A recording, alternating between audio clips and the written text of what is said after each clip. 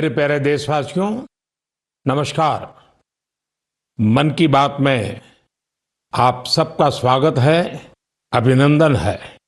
आप सब इस समय योग की ऊर्जा और अंतर्राष्ट्रीय योग दिवस की स्मृतियों से भरे होंगे। इस बार भी 21 जून को देश दुनिया के करोड़ों लोगों ने अंतर्राष्ट्रीय योग दिवस में हिस्सा लिया। आपको याद है, 10 साल पहले इसका प्रारंभ हुआ और 10 साल में ये सिलसिला हर साल पहले से भी ज्यादा भव्य बनता जा रहा है। ये इस बात का भी संकेत है कि ज्यादा से ज्यादा लोग अपने दैनिक जीवन में योग को अपना रहे हैं। हमने इस बार योग दिवस की कितनी ही आकर्षक तस्वीरें देखी हैं। विशाखापत्तनम के समुद्र तट पर 3 लाख लोगों ने एक साथ योग किया। विशाखापत्तनम से ही एक और अद्भुत दृश्य सामने आया। 2000 से ज्यादा आदिवासी छात्रों ने 108 मिनट तक 108 सूर्य नमस्कार किए। सोचिए, कितना अनुशासन, कितना समर्पण रहा होगा। हमारे नौसेना के जहाजों पर भी योग की भव्य झलक दिखी। तेलंगाना में 3000 दिव्यांग साथियों ने एक साथ योग शिविर में भाग लिया। उन्होंने दिखाया कि योग किस तरह सशक्तिकरण का माध्यम भी है। दिल्ली के लोगों ने योग को स्वच्छ यमुना के संकल्प से जोड़ा और यमुना तट पर जाकर योग किया। जम्मू कश्मीर में चिनाब ब्रिज, जो दुनिया का सबसे ऊंचा रेलवे ब्रिज है, वहां भी लोगों ने योग किया। हिमालय की बर्फीली चोटियां और आईटीबीपी के जवान, वहां भी योग दिखा। साहस और साधना साथ साथ चले। गुजरात के लोगों ने भी एक नया इतिहास रचा। वडनगर में 2121 लोगों ने एक साथ भुजंगासन किया और नया रिकॉर्ड बना दिया।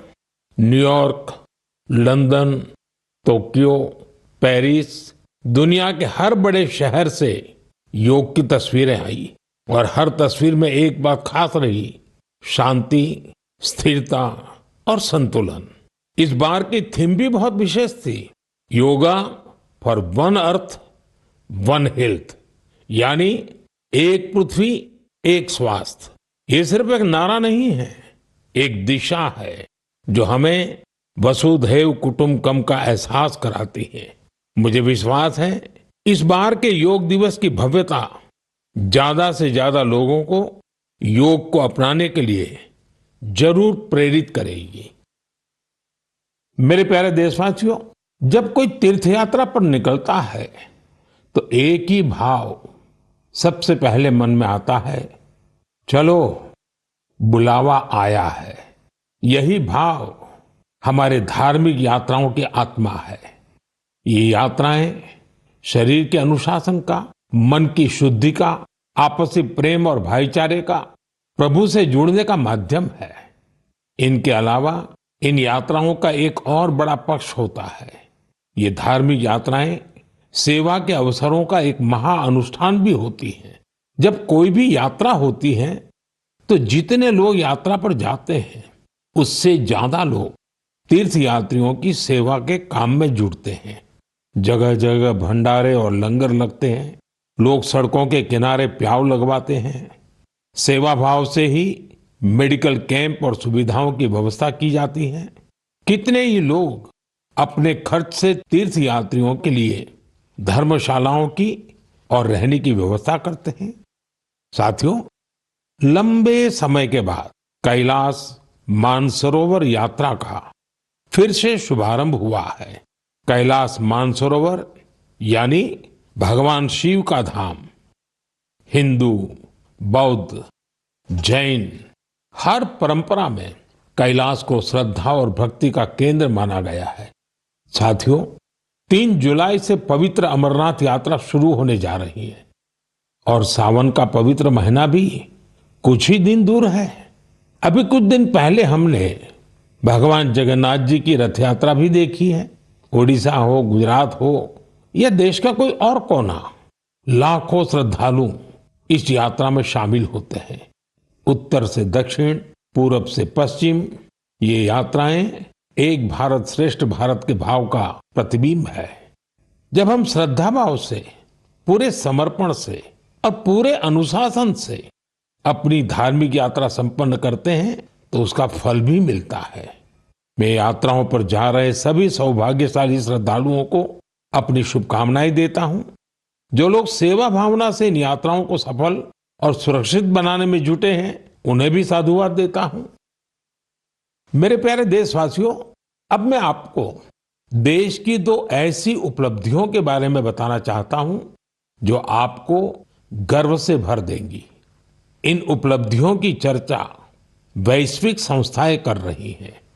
WHO यानी विश्व स्वास्थ्य संगठन और ILO यानी इंटरनेशनल लेबर ऑर्गेनाइजेशन ने देश की इन उपलब्धियों की भरपूर सराहना की है।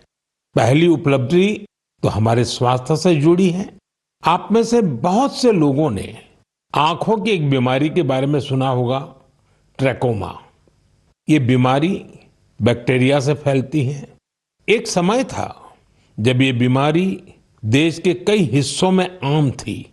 ध्यान नहीं दिया जाए तो इस बीमारी से धीरे धीरे आंखों की रोशनी तक चली जाती थी। हमने संकल्प लिया कि ट्रैकोमा को जड़ से खत्म करेंगे और मुझे आपको ये बताते हुए बहुत खुशी है कि विश्व स्वास्थ्य संगठन यानी WHO ने भारत को ट्रैकोमा फ्री घोषित कर दिया है। अब भारत ट्रैकोमा मुक्त देश बन चुका है। ये उन लाखों लोगों की मेहनत का फल है जिन्होंने बिना थके, बिना रुके इस बीमारी से लड़ाई लड़ी। ये सफलता हमारे हेल्थ वर्कर्स की है। स्वच्छ भारत अभियान से भी इसे मिटाने में बड़ी मदद मिली। जल जीवन मिशन का भी इस सफलता में बड़ा योगदान रहा। आज जब घर घर नल से साफ पानी पहुंच रहा है तो ऐसी बीमारियों का खतरा कम हो गया है। विश्व स्वास्थ्य संगठन WHO ने भी इस बात की सराहना की है कि भारत ने बीमारी से निपटने के साथ साथ उसके मूल कारणों को भी दूर किया है। साथियों, आज भारत में ज्यादातर आबादी किसी न किसी सोशल प्रोटेक्शन बेनिफिट का फायदा उठा रही है और अभी हाल ही में इंटरनेशनल लेबर ऑर्गेनाइजेशन ILO की बड़ी अहम रिपोर्ट आई है। इस रिपोर्ट में कहा गया है कि भारत की 64%, 64% से ज्यादा आबादी को अब कोई न कोई सोशल प्रोटेक्शन बेनिफिट जरूर मिल रहा है। सामाजिक सुरक्षा ये दुनिया की सबसे बड़ी कवरेज में से एक है। आज देश के लगभग 95 करोड़, 95 करोड़ लोग किसी ना किसी सोशल सिक्योरिटी योजना का लाभ पा रहे हैं, जबकि 2015 तक 25 करोड़ से भी कम लोगों तक सरकारी योजनाएं पहुंच पाती थी। साथियों, भारत में स्वास्थ्य से लेकर सामाजिक सुरक्षा तक हर क्षेत्र में देश सैचुरेशन की भावना से आगे बढ़ रहा है। ये सामाजिक न्याय की भी उत्तम तस्वीर है।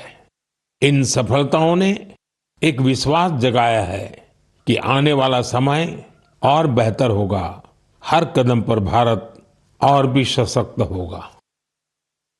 मेरे प्यारे देशवासियों, जन भागीदारी की शक्ति से बड़े बड़े संकटों का मुकाबला किया जा सकता है। मैं आपको एक ऑडियो सुनाता हूं।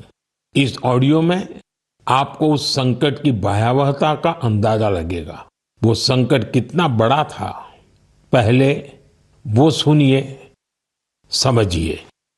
आखिर ये जो जुल्म हुआ 2 साल तक, जुल्म तो 5-7 साल से शुरू हो गया था, मगर वो शिखर पर पहुंच गया है 2 साल में, जब इमरजेंसी लोगों पर ठोक दी और अमानुषी बर्ताव लोगों के साथ किया गया। लोगों के स्वतंत्रता के हक छीन लिए गए, अखबारों को कोई स्वतंत्रता न रही, न्यायालय बिल्कुल निर्बल बना दिए गए और जिस ढंग से 1 लाख से ज्यादा लोगों को जेल में बंद कर दिए और फिर अपने मनमानी राज की ओर से होती रही, उसकी मिसाल दुनिया के इतिहास में भी मिलना मुश्किल है। साथियों, ये आवाज देश के पूर्व प्रधानमंत्री श्रीमान मोरारजी भाई देसाई की है। उन्होंने संक्षेप में लेकिन बहुत ही स्पष्ट तरीके से इमरजेंसी के बारे में बताया। आप कल्पना कर सकते हैं वो दौर कैसा था। इमरजेंसी लगाने वालों ने ना सिर्फ हमारे संविधान की हत्या की, बल्कि उनका इरादा न्यायपालिका को भी अपना गुलाम बनाए रखने का था। इस दौरान लोगों को बड़े पैमाने पर प्रताड़ित किया गया था। इसके ऐसे अनेक उदाहरण हैं जिन्हें कभी भी भुलाया नहीं जा सकता। जॉर्ज फर्नांडिस साहब को जंजीरों में बांधा गया था। अनेक लोगों को कठोर यातनाएं दी गई। मिसा के तहत किसी को भी ऐसे ही गिरफ्तार कर लिया जाता था।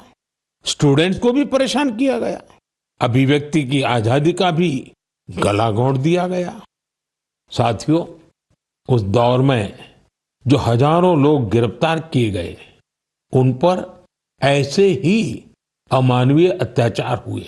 लेकिन ये भारत की जनता का सामर्थ्य है कि वो झुकी नहीं, टूटी नहीं और लोकतंत्र के साथ कोई समझौता उसने स्वीकार नहीं किया। आखिरकार जनता जनार्दन की जीत हुई। आपातकाल हटा लिया गया और आपातकाल थोपने वाले हार गए।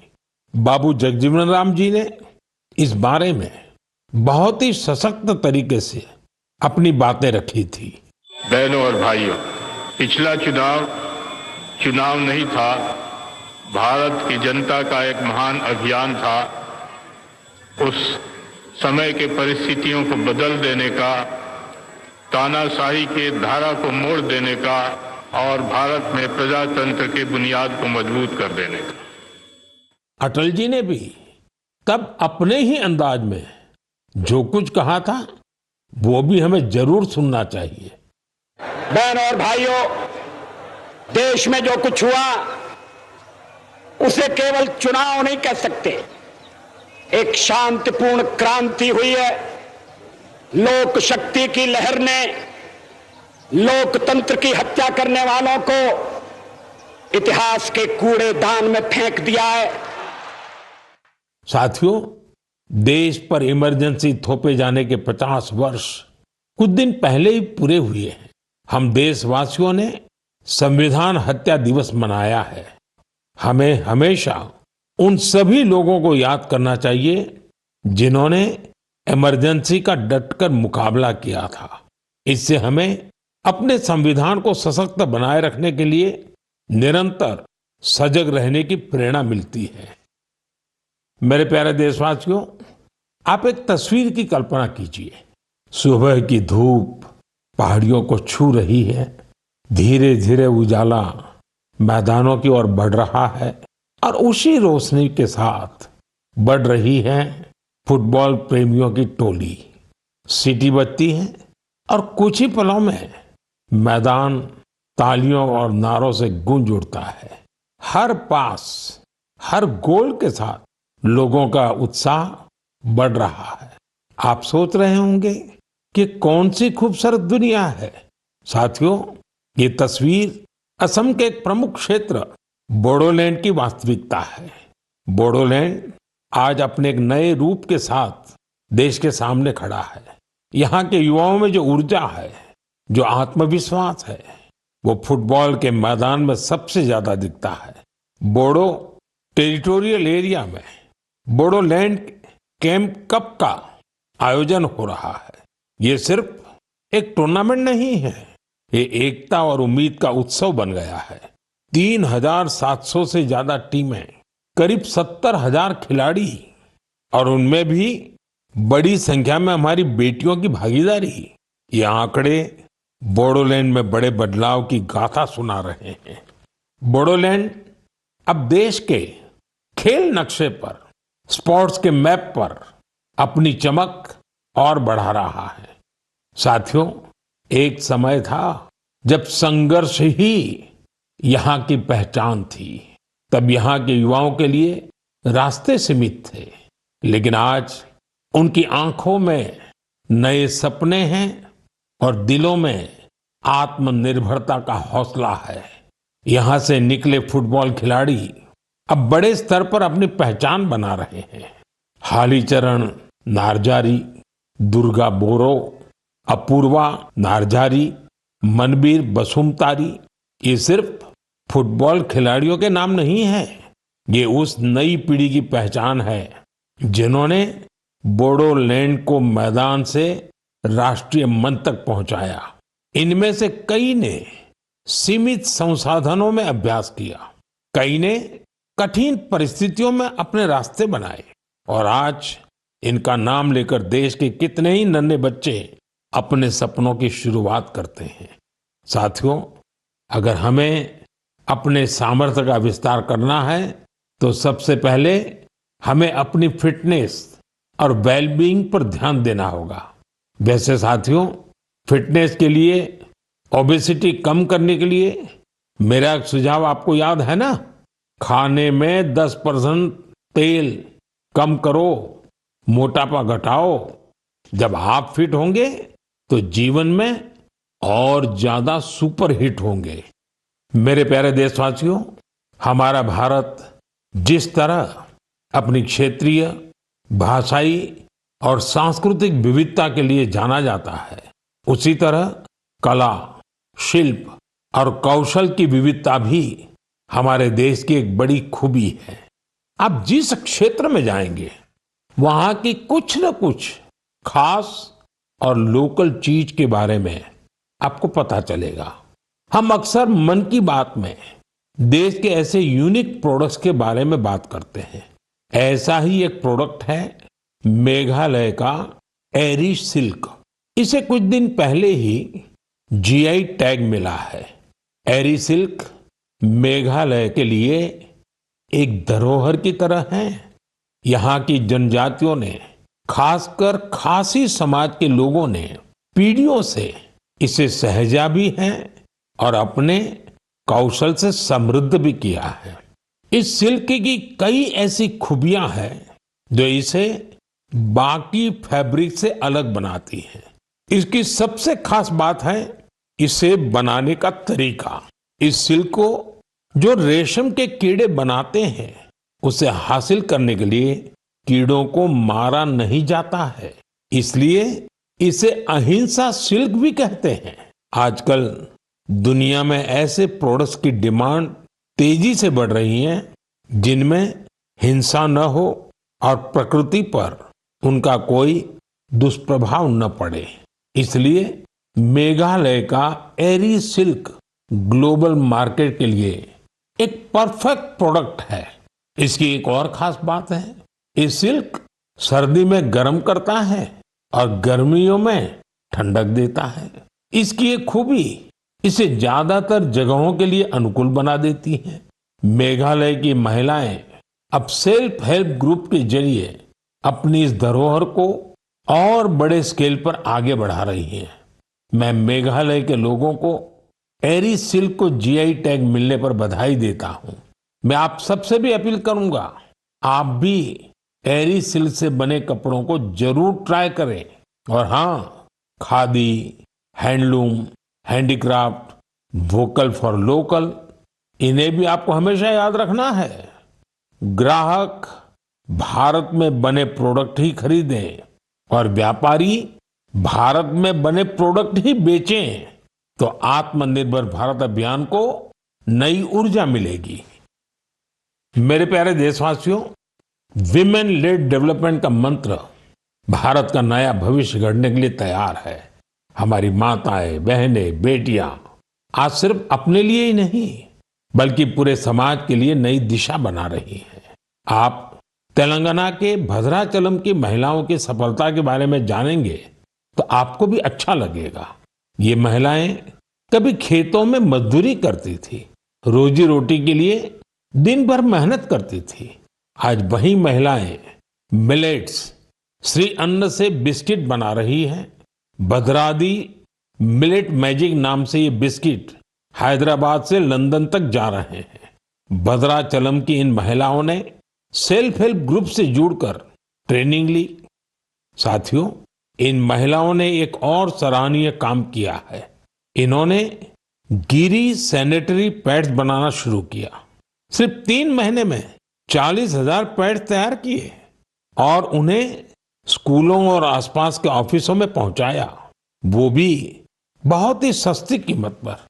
साथियों, कर्नाटका के कलबुर्गी की महिलाओं की उपलब्धि भी बेहतरीन है। इन्होंने ज्वार की रोटी को एक ब्रांड बना दिया है।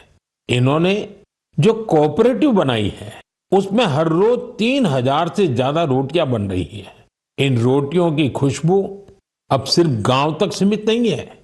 बेंगलुरु में स्पेशल काउंटर खुल चुका है। ऑनलाइन फूड प्लेटफॉर्म पर ऑर्डर आ रहे हैं। कलबुर्गी की रोटी अब बड़े शहरों के किचन तक पहुंच रही है। इसका बहुत शानदार असर इन महिलाओं पर पड़ा है। उनकी आय बढ़ रही है। साथियों, अलग अलग राज्यों की इन गाथाओं में अलग अलग चेहरे हैं, लेकिन उनकी चमक एक जैसी है। ये चमक है आत्मविश्वास की, आत्मनिर्भरता की। ऐसा ही एक चेहरा है मध्य प्रदेश की सुमा उइके। सुमा जी का प्रयास बहुत सराहनीय है। उन्होंने बालाघाट जिले के कटंगी ब्लॉक में सेल्फ हेल्प ग्रुप से जुड़कर मशरूम की खेती और पशुपालन की ट्रेनिंग ली। इससे उन्हें आत्मनिर्भरता की राह मिल गई। सुमा उइके की आय बढ़ी तो उन्होंने अपने काम का विस्तार भी किया। छोटे से प्रयास से शुरू हुआ ये सफर अब दीदी कैंटीन और थर्मल थेरेपी सेंटर तक पहुंच चुका है। देश के कोने कोने में ऐसी ही अनगिनत महिलाएं अपना और देश का भाग्य बदल रही हैं। मेरे प्यारे देशवासियों, पिछले दिनों मुझे वियतनाम के बहुत से लोगों ने विभिन्न माध्यमों से अपने संदेश भेजे। इन संदेशों की हर पंक्ति में श्रद्धा थी, आत्मीयता थी। उनकी भावनाएं मन को छूने वाली थी। वो लोग भगवान बुद्ध के पवित्र अवशेषों, रेलिक्स के दर्शन कराने के लिए भारत के प्रति अपना आभार प्रकट कर रहे थे। उनके शब्दों में जो भाव थे वो किसी औपचारिक धन्यवाद से बढ़कर थे। साथियों, मूल रूप से भगवान बुद्ध के इन पवित्र अवशेषों की खोज आंध्र प्रदेश में पालनाडु जिले के नागार्जुन कोंडा में हुई थी। इस जगह का बौद्ध धर्म से गहरा नाता रहा है। कहा जाता है कि कभी इस स्थान पर श्रीलंका और चीन सहित दूर दूर के लोग आते थे। साथियों, पिछले महीने भगवान बुद्ध के इन पवित्र अवशेषों को भारत से वियतनाम ले जाया गया था। वहां के 9 अलग अलग स्थानों पर इन्हें जनता के दर्शन के लिए रखा गया। भारत की पहल एक तरह से वियतनाम के लिए राष्ट्रीय उत्सव बन गई। आप कल्पना कर सकते हैं, करीब 10 करोड़ लोगों की आबादी वाले वियतनाम में 1.5 करोड़ से ज्यादा लोगों ने भगवान बुद्ध के पवित्र अवशेषों के दर्शन किए। सोशल मीडिया पर जो तस्वीरें और वीडियो मैंने देखे, उन्होंने ये एहसास कराया कि श्रद्धा की कोई सीमा नहीं होती। बारिश हो, तेज धूप हो, लोग घंटों कतारों में खड़े रहे। बच्चे, बुजुर्ग, दिव्यांगजन सभी भाव विभोर थे। वियतनाम के राष्ट्रपति, उप प्रधानमंत्री, वरिष्ठ मंत्री, हर कोई नतमस्तक था। इस यात्रा के प्रति वहां के लोगों में सम्मान का भाव इतना गहरा था कि वियतनाम सरकार ने इसे 12 दिन के लिए और आगे बढ़ाने का आग्रह किया था और इसे भारत ने सहर्ष स्वीकार कर लिया। साथियों, भगवान बुद्ध के विचारों में वो शक्ति है जो देशों, संस्कृतियों और लोगों को एक सूत्र में बांधती है। इससे पहले भगवान बुद्ध के पवित्र अवशेष थाईलैंड और मंगोलिया ले जाए गए थे और वहां भी श्रद्धा का यही भाव देखा गया। मेरा आप सभी से भी आग्रह है कि अपने राज्य के बौद्ध स्थलों की यात्रा अवश्य करें। एक आध्यात्मिक अनुभव होगा, साथ ही हमारी सांस्कृतिक विरासत से जुड़ने का एक सुंदर अवसर भी बनेगा। मेरे प्यारे देशवासियों, इस महीने हम सब ने विश्व पर्यावरण दिवस मनाया। मुझे आपके हजारों संदेश मिले। कई लोगों ने अपने आसपास के उन साथियों के बारे में बताया जो अकेले ही पर्यावरण बचाने के लिए निकल पड़े थे और फिर उनके साथ पूरा समाज जुड़ गया। सबका यही योगदान हमारी धरती के लिए बड़ी ताकत बन रहा है। पुणे के श्री रमेश खरमाले जी, उनके कार्यों को जानकर आपको बहुत प्रेरणा मिलेगी। जब हफ्ते के अंत में लोग आराम करते हैं तो रमेश जी और उनका परिवार कुदाल और फावड़ा लेकर निकल पड़ते हैं। जानते हैं कहां? जुन्नर की पहाड़ियों की ओर। धूप हो या ऊंची चढ़ाई, उनके कदम रुकते नहीं। वो झाड़ियां साफ करते हैं, पानी रोकने के लिए ट्रेंच खोदते हैं और बीज बोते हैं। उन्होंने सिर्फ 2 महीनों में 70 ट्रेंच बना डाले। रमेश जी ने कई सारे छोटे तालाब बनाए हैं, सैकड़ों पेड़ लगाए हैं। वो एक ऑक्सीजन पार्क भी बनवा रहे हैं। नतीजा ये हुआ कि यहाँ अब पक्षी लौटने लगे हैं, वन्य जीवन को नई सांसें मिल रही हैं। साथियों, पर्यावरण के लिए एक और सुंदर पहल देखने को मिली है गुजरात के अहमदाबाद शहर में। यहाँ नगर निगम ने मिशन फॉर मिलियन ट्रीज अभियान शुरू किया है। लक्ष्य है लाखों पेड़ लगाना। इस अभियान की एक खास बात है सिंदूर वन। यह वन ऑपरेशन सिंदूर के वीरों को समर्पित है। सिंदूर के पौधे उन बहादुरों की याद में लगाए जा रहे हैं जिन्होंने देश के लिए सब कुछ समर्पित कर दिया। यहाँ एक और अभियान को नई गति दी जा रही है, एक पेड़ मां के नाम। इस अभियान के तहत देश में करोड़ों पेड़ लगाए जा चुके हैं।